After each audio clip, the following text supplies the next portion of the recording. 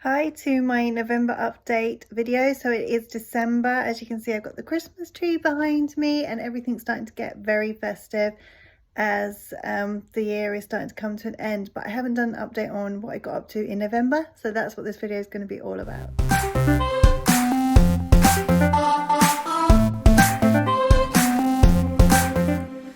Well, November starts off with my birthday. That's right, I'm a Scorpio and so is most of my family. So November was full of a lot of birthdays this month. And one of the things I did was that I popped into Ipswich. I've got a little video that I'll probably play over there for you of me popping into Ipswich, and I picked up a copy of the Hunger Games Collector's Edition from Lane Books in Ipswich, which is an absolutely lovely bookshop. You should go check them out. So I'll just grab it because I've got it to the side to show you. I have got lots of pictures I've taken of these beautiful books. So this collector's edition, my husband treated to me for my birthday. So this is my main present. And so I popped into Ipswich to go pick it up. And then he wrapped it up for me. So I had to wait till my birthday to actually have them. So yeah, they're really gorgeous, and it's got all four of the books. So it's got the Hunger Games at the beginning, and then Catching Fire, then Mockingjay, which I'm currently reading on audio at the moment, and Ballads of the Songbird and Snakes, which is the new one out that's in the cinemas, which I'm a little bit cross with my husband because he's gone with some of his work colleagues to go and watch that, and he knows how much I love this series, so I would have loved to have gone with him to watch it, so he's going to have to watch it again with me. So yes, I've got all four books. They look absolutely beautiful. Oh, so when I first saw the Hunger Games on Amazon, it was like a really long time ago, before it even like blew up. I thought it would sound like something that I would really like, because there was this is it Chinese or Japanese? Anyway, it was this film where all the teens that have been criminals all have to go to this island and fight for their life, and when they arrive on the island they get an item. I will try and look up what it is called and put the name of the film here. So anyway, I love that film. Even though it's very dark and twisty and messed up, it was a really good film, and quite gory as well, I'm afraid. So if you don't like that sort of thing, don't watch it, but if you don't mind that sort of thing, do go check it out. It was a really good film. Anyway, so I love that film. So when I heard about Hunger Games, I thought it sounded a bit like that. So I was like, oh wow, a book, a series about that sounds really awesome. The Hunger Games didn't disappoint, and I loved Mockingjay as well. I'm on to, no, Catching Fire I liked as well, but Mockingjay, I'm not loving it as much as the first two, but it's good. I mean, I watched the films, so yeah, so I will see how that goes, and then obviously I'll write a review. But I'm excited that there's more, and it is a brilliant series, so it's great to have the whole lot. And there's something really precious about being able to like have your books and to hug them. So when you really love something, I just like having them on my shelf so I can look at them. So that's something I really started doing recently, is I tend to be reading more ebooks or audio, so like more digital content of the books. And then if I really love it, then buy them to put on my shelf, almost like that signifies that they are the very important ones. It's very rare that I buy a book before I've read it now. But that brings me on to the other thing. It is dangerous to walk into a bookshop. I don't know about you, but I can't walk into a bookshop and not buy books. So I was there to pick up the Hunger Games. I was buying a book, but it wasn't being bought by me. And while I was there, I had a little nose around and I discovered this little gem. So it's called Suffolk Folk. It's written by, I think, university students in Suffolk. I haven't read it yet, but it's like all of them are like fictional short stories based on local mythology and legends of the area. And being a Suffolk girl, I just was really excited to pick this up and see what creations other people have come up with. Fairies. And my husband's always said, why have you not written a story yet about fairies? Because I am obsessed with fairies. I mean, my username is Redfae. So my favourite Suffolk myth is about the fairies of Woolpit. They were called the Green Children of Woolpit. Just one of the stories is that they are fairies, and I absolutely love that version. So I first discovered this, it was a shop in Village called Finishing Touches, and they sold these fairies, and the first set of fairies had green skin, and I was absolutely obsessed with them. So the first fairies in the collection were green, and they were my favourite. I love the green ones, and I only ever managed to save up enough money to buy the first one by one. So there was 3 that were green. I only managed to get one because, you know, being a teenager, it took me a long time to save up the money to buy them. So I got the green one, but the rest of them all came out like normal human skin colours. So there's like a really beautiful range of all these different fairies, and I would have them all if I had the money. So every time there was a birthday or Christmas, I'd get my money and I'd go out and treat myself to one of these fairies. So I have got quite a few. And they're the only things that still are out on display in our cabinet. I will take a picture to show you guys my beautiful fairies. And the kids know not to touch them, which is quite challenging when you have 2 young children, because they are beautiful and they do attract attention. So the kids want to touch them, but they understand that they're not to touch my fairies. But they're so beautiful and they just capture my imagination. But anyway, I was so obsessed with these fairies by Michael Talbot because they were just amazing. And it was like sort of like the brink of the internet. So I was like going online. And I discovered that the factory was based in Woolpit. So, and I saw that on their website, it said that you could go for a tour. So I organised to go and visit them for a tour. And so there was a road trip planned for my mum and the guy who's now my husband. At the time, he was just my boyfriend, I think. So we went on this road trip there. And my mum, she loves like visiting churches and old buildings and stuff. So while we were there, we also went to the local church. And in the local church, they had a leaflet about the green children of Woolpit. And that's where I learned about this girl and this boy who had been found out in the fields. And they both had green skin, and nobody knew where the children had come from. And they were taken to the church to be taken care of. And there was different theories, like maybe they'd got lost in the coal mines and something to do with the chemicals or the minerals that are down there, or the lack of sunlight had turned their skin green. But my favourite theory was that they had crossed over from the Feylands, and they were actually fairy children. And they couldn't eat human food. So when they first they were quite hungry, and they offered them different food like bread and soups and whatever they had going, and these children just were not interested in eating anything until someone offered them something that was green, like I don't know, maybe like peas or something, and that was the only food that the children would eat. Unfortunately, the boy, I think in the story, doesn't make it, but the girl did carry on, and she married and had a proper life. So if the story is true, somewhere out there is a girl who is possibly a fairy that once has family history in Suffolk. And I don't know, I just love the whole idea that fairies could be real. The story just really excites me, and the fact that it's local as well is even more crazy. And I also found out the story about why the fairies changed colour in the launches, and the reason was the first 3 fairies that were made by Clarecraft were green.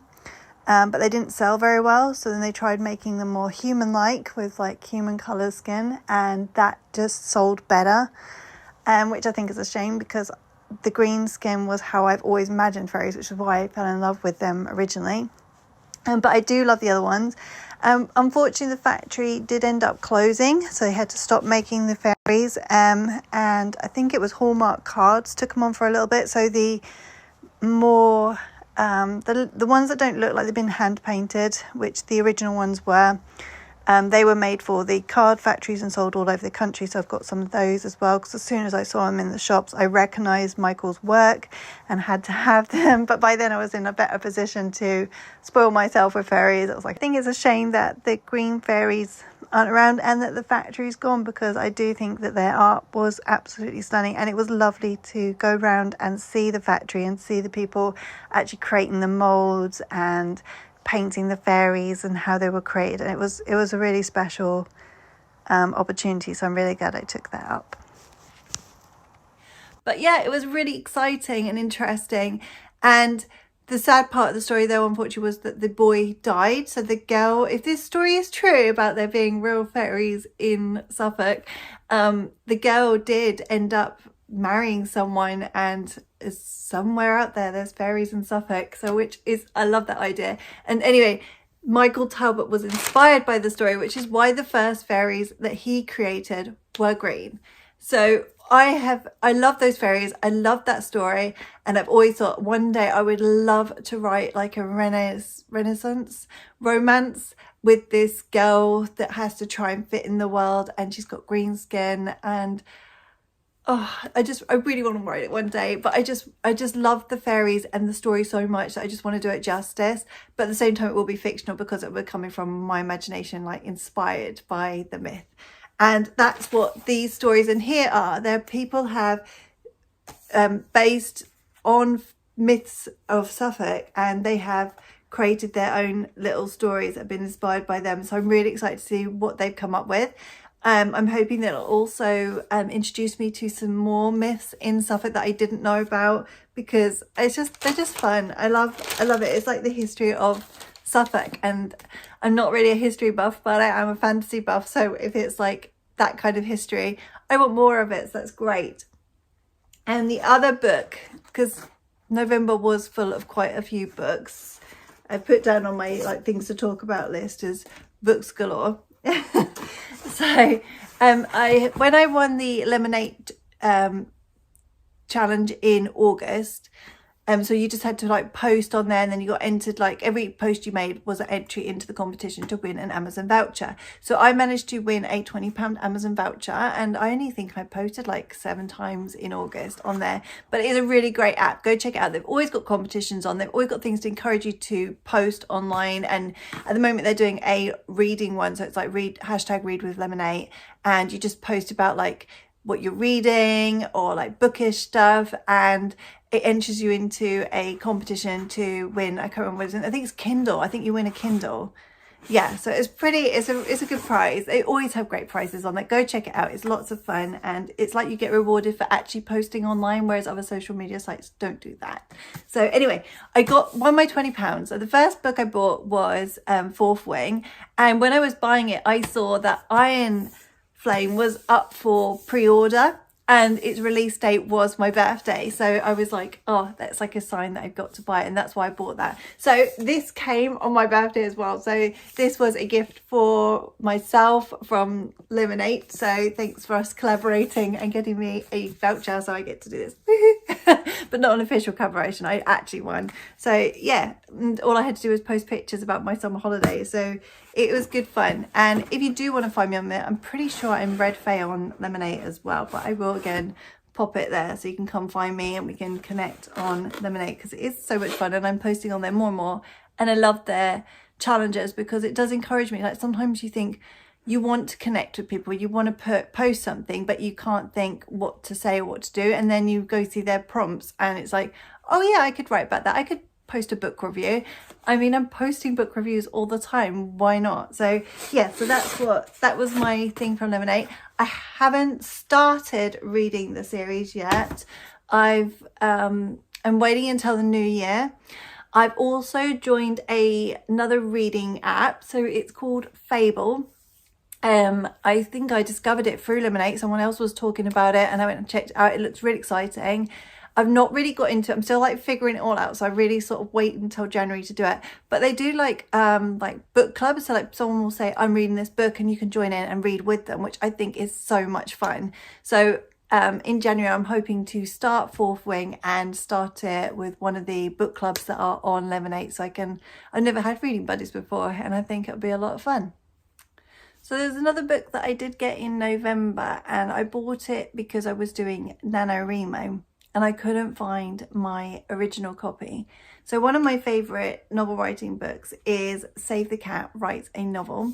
It was originally started as a theory, I think, for script writing, and then somebody else took the idea and made it, well, not somebody else, Jessica Brody took the idea and made it into a plotting method for authors, which is brilliant, and it has been really useful, and it's one that I've really sort of resonated and made sense to me, so I really like the method. But I couldn't find my book, and I was a little bit, I don't really want to buy the same book twice, because I just know as soon as I buy it, it will suddenly, the original one will appear. So I was like, what can I do, because I don't want to keep like waiting. So anyway, I found that they had a a specific one for Save the Cat writes a young adult novel, and I write young adult fiction, so I thought, well, this way I can get all of the principles again, but I have it relating to the sort of books I read. In fact, one of the books that she uses as examples in this is The Hunger Games, so it is definitely better for me, and it's making a lot more sense. And I mean, it already made sense before, but it's brilliant. So I'm really enjoying that book. So that's one that I got.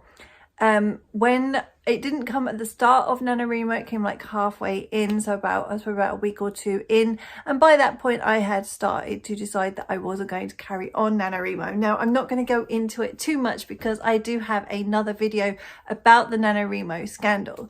But when I started off really well. So I started off with like writing every day. I wasn't quite meeting the 1,166 words word count. I think that's the daily word count. Was it 1,666? Something like that. I wasn't quite meeting it. But I was writing every day, and I was getting a good chunk of words. I'd say roughly about 1,000 words per day, which I think is really good, considering that usually I struggle to find time to write at all. So it does prove that if I just write a little bit here and there, I can get it done. And so that was really rewarding to be doing that. And I was posting like my first 5-day update on my Ko-fi page. So I was updating I think it was every 5 days, so that like my Ko-fi followers could see how I was progressing and sharing a little bit like how it was going, and it was going really well. But then I think it was about day 10. See, I wasn't too far off the target, because at day 10 I was at 21,000 words. So if you got right 50,000 in a month, then by day 15 I needed to be about 25,000. So I was pretty much almost on track. I was doing really well. Like the weekends I was managing to catch up where I'd been slacked off a little bit. Well, not slacked off, but just not quite met the word count. So I was really pleased with myself, and I was at 21,000 words. But there was this scandal that happened, and I felt that it wasn't something that I wanted to be part of. So I didn't want to keep posting and doing NaNoWriMo when I wasn't quite happy with what was going on behind the scenes in the forums, which isn't something that I've ever been really part of. So that was quite upsetting, and it kind of like, I don't know, it was kind of like a somber moment. It felt like the end of an era. I actually deleted my NaNoWriMo account. But yeah, I made a great start to Forest Hut. I also, the first 21,000 words, this sounds really bad. So I wrote the first 21,000 words. I was really happy with like my progress, all the words I'd got, but it just wasn't feeling like it fit right with the rest of the series. Like, I know as series progress that characters like mature and like the content can get more like that, but she just seemed a little bit too old, because the others are like in high school and she was like having a job and living in her apartment and more independent, and I was just like, she doesn't feel like she fits with the series. So I then like took a step back from it, because the plot was working, but the character, and if this was her own series, if it was just her book or just a standalone, or this was the series, it would have been fine, because I could have just made it an adult series. But it's supposed to be book 3 in a YA series, so I had to go back, rethink about the character. I brainstormed a little bit with my husband, which we end up usually arguing because he really does challenge me, and I get really stressed, like, oh my god, you're destroying my story, what are you doing? But he does, he challenges me and he pushes me to rethink things. And then I started getting really excited, because we had, between us, we come up with this like really good idea, like how I could make it work, how I can age her down and still keep all the things that I want to keep in there. And we even came up with some more fabulous ideas, so it was really exciting. We also explored whether or not it should be her story, Forest Hut, or if there was somebody else that could have the story. But yeah, we're sticking with her. So I was getting really excited, and I was like about to start writing it again. And then I got the feedback from my editor on Skyheart. Okay, so the feedback from my editor on Skyheart wasn't what I was hoping for. So I had sent her the manuscript. It had already had a copy. It already had a developmental edit. It had a copy edit.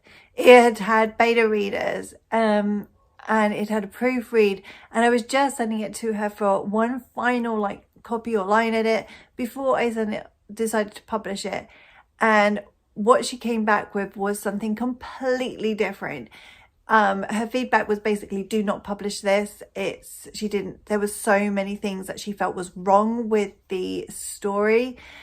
She felt it needed to go right back to the start and have a developmental edit. It was really hard reading her feedback. She hadn't even got past chapter 8, and it was a real hit. And I was just like, so I took my time to like take a step away from her email, then reapproach it and read it. Just take my time to process what she'd said, because I know she's just trying to be professional. She's trying to get the best out of me and really help me. But like usually when I send a manuscript off for a developmental edit, I open that email expecting that kind of content. So I'm ready for being called out on this and that. Whereas when I opened her email, I wasn't expecting that. And that really did throw me back. And I found that quite a big blow. It almost made me feel like I wanted to give up on writing, because I just felt like, how can I have got it so wrong this far into writing it? But once I had some time to process it, rethink what she'd said, she was making some really good points. And so even though it's really frustrating because I thought I was so close to publishing, I mean, I've even got a cover and everything. I booked in my time in my format, and I keep having to tell her, I need a little longer, because I thought this was going to be ready back in May. So you can see why I'm so disappointed that it's not ready. But I want it to be right. I want my readers to love it. So I am going to start a massive rewrite of Sky Heart in the new year. So I decided to just focus on Christmas in December, not to let this ruin it. I know it's coming from a good place. It's going to make my story better. And I just need some time to process it. And I'm already kind of like feeling excited now that I've made that choice that I'm going to rewrite it. I can already start to see how I can use her feedback. I've also got some new ideas of my own, like how to like change things to make it work better.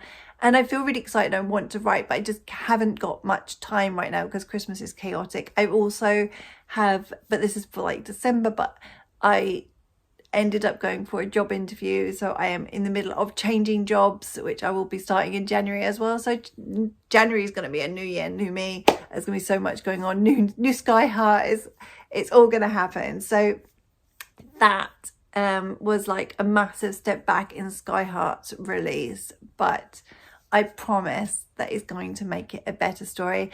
I also talked to some of my author friends, and one who does write YA fiction has offered to do a beta read for me, even though like beta read was like this time last year, and I used all their feedback. She's going to do it for me again, and she's going to be doing like sort of mid-end December, January time. So hopefully when I start working on it, I'll also have her feedback as well. And she's someone that I really value and respect her opinion, because I absolutely love her novels, and they're the sort of things that I want to write too. So we're both YA, so we're like, I think she gets the vibe that I want from my book, which would be great. So she will call me out as well. And but I'll be ready for it when she sends it. It's not going to be a shock. I'm going to be ready for her feedback. And then the other thing that I did was, while I was feeling a bit low about my feedback from my editor, I turned to the writers group that I'm part of called The Right Place, it's actually created by the woman who does my formatting, so she knows exactly where I am at with my book, which is kind of handy. And she's created this like online community for writers to bring writers together so we can all work together. And I have joined a like, what do you call it, like, we're going to read each other's stories and give each other feedback. So yeah, we're going to be doing that together. So there's 2 women in my group. I'm not quite sure how it's going to work out. I don't know if it's going to be the right thing. I've never done it before. They call it something. I will have to check on the group and let you know. But yeah, so I'm looking forward to that. I feel like 2023 hasn't been the best year for me. There's been so many things that have gone wrong. Like being made redundant, and my kitchen nightmare, but my kitchen's almost finished. So I just feel like everything is starting to work out, and maybe this new job rewriting Sky Heart, my new kitchen, everything is going to be good in 2024. So I'm moving into 2024 full of hope and feeling positive. And I don't think I'm going to be doing an update on what I got up to in December, because I'm going to be honest with you, I've pretty much like just chilling. I'm just reading books. So the only things that I'll be posting on social media is like my reading, like what I've been reading, looking back and reflecting on what I've done throughout the year, and thinking about what my goals will be for 2024. And I also want to say thank you to everyone that has supported me on YouTube and subscribed to my channel. It has meant a lot. I'm learning as I go, like how to edit videos, the sort of things to put in it. And I'm also going to be reflecting about that over the Christmas period and trying to think about what I need to do in 2024 to make my channel more interesting to people. So if you have any ideas, anything you want to know, please do post in the comments. I'm happy to talk about anything to do about writing, reading, or self-publishing. If there are things that you want to know, let me know in the comments below. And thank you so much. Don't forget to like and subscribe.